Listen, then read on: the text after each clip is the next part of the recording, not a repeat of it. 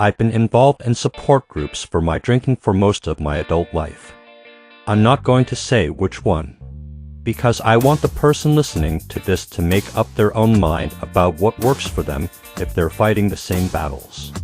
Matter of fact, I've been in several different types of them. Not only that, but I've read a bunch of books on the subject. From support groups to literature, they all say the same thing: stop dating for rock bottom. It can and will get deeper. If you have good insurance and you're battling this, you might end up in one of those places you see in late-night commercials or reality TV shows. Somewhere near the beach or on a ranch. You get to work on yourself and ride a horse in your free time. For the rest of us, it's a different monster. For the folks who don't make much, there are choices, but they come with a price. Sleeping with one eye open so nobody messes with your belongings.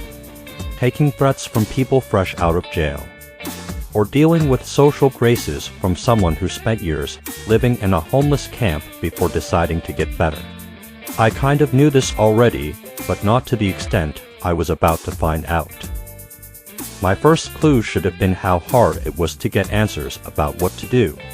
In support groups, one name always came up: Cherry Hill, a detox center. Not a long-term rehab. A place that lets you stay a few days. Maybe a week. Just long enough to get through the worst of the withdrawals before sending you back out. After a few days of asking social services for help and getting nowhere, I decided to call Cherry Hill directly and ask what I was supposed to do.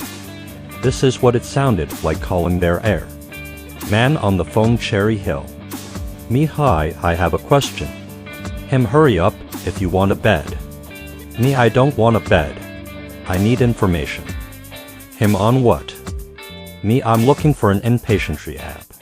Him: you want outpatient care so you can keep your pad.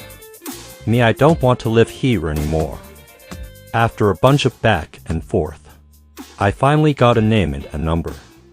It took me over a week just to find that out.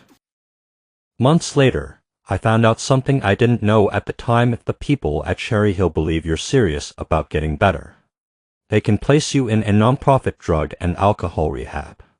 But no one explains that up front. You don't learn it from a pamphlet or a hotline, you learn it after you've already been through it. After you've stumbled around in the dark long enough to prove you're not just looking for a place to land.